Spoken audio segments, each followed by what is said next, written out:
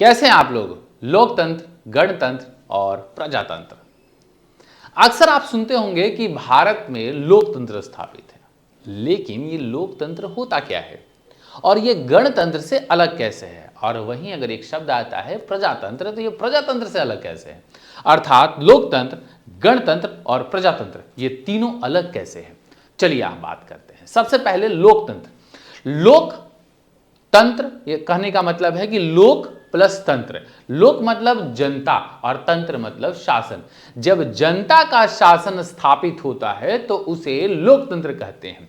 जनता का जब प्रत्यक्ष या अप्रत्यक्ष रूप से शासन करता है, जैसे जनता ने किसी विधायक को चुना, फिर विधायक ने मोदी जी को चुना, ठीक है, या फिर जब जनता ने किसी सांसद को चुना और वो सांसद मिलकर के मोदी जी को प्रधानमंत्री के लिए चुने, तो यहां पर जनता जो है अप्रत्यक्ष रूप से भाग ले रही है, लेकिन जनता शासन में भाग ले रही है, इसीलिए जनता से सब लोग डरता है। चलो 5 साल तो तुम जीत गए, इसके बाद क्या? एक शब्द आता है गणतंत्र। अच्छा, अर्थात ये गणतंत्र लोकतंत्र से अलग क्यों है?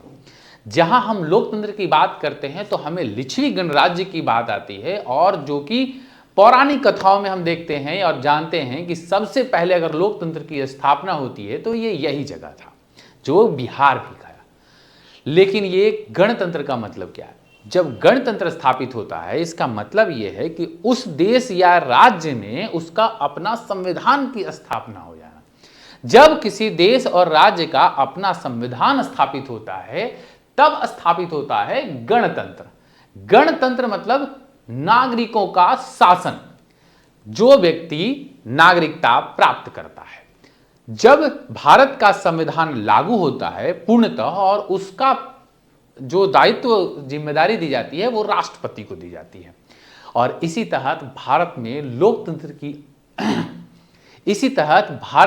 गणतंत्र की स्थापना 26 जनवरी 1950 को की जाती है।